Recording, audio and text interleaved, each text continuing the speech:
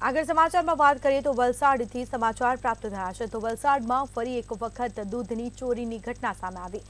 તો બીજી તરફ કહી શકાય કે વશિયર વિસ્તારમાં સ્ટોરમાંથી દૂધની ચોરી થઈ છે તો દૂધના કેરેટમાંથી દૂધના પાઉચની ચોરી થઈ છે 3 અજાણ્યા ઈસમોએ દૂધની ચોરી કરી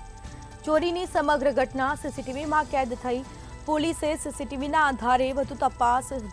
હાથ ધરી છે તો અગાઉ પણ દૂધ ચોર ગેંગ દ્વારા ચોરી કરવામાં આવી હતી અને તે જ ઘટનાનું ફરીથી પુનરાવર્તન થયું છે વલસાડમાં ફરી એકવાર દૂધની ચોરી થઈ છે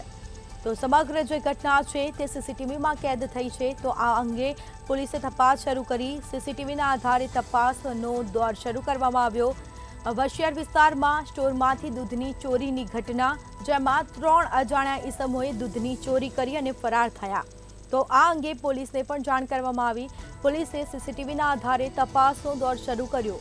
દૂધના કેરેટમાંથી દૂધના પાઉચની ચોરી કરવામાં આવી ચોરીની સમગ્ર ઘટના સીસીટીવીમાં કેદ થઈ અગાઉ પણ દૂધ ચોર ગેંગ દ્વારા ચોરી કરવામાં આવી છે ફરી એકવાર તે જ ઘટનાનું પુનરાવર્તન થયું છે અને ફરી એકવાર દૂધ ચોરીની ઘટના સામે આવી વલસાડથી સમાચાર પ્રાપ્ત થયા છે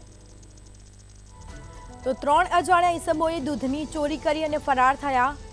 વશિયર વિસ્તારમાં સ્ટોરમાંથી દૂધની ચોરીની ઘટના આજે સીસીટીવી સામે આવ્યા છે અમે આપને સ્ક્રીન પર આજે સીસીટીવી ફૂટેજ છે તે બતાવી રહ્યા છે જેમાં 3 અજાણ્યા ઈસમો ચોરી કરતા નજરે પડે છે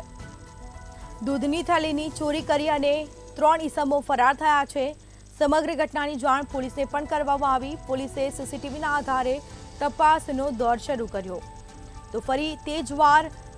આ ઘટનાનું પુનરાવર્તન કહી શકાય કારણ કે પહેલીવાર પણ અગાઉ પણ દૂધ ચોર ગેંગ દ્વારા ચોરી કરવામાં આવી છે અને બીજી વાર આ જ ઘટના સામે આવી છે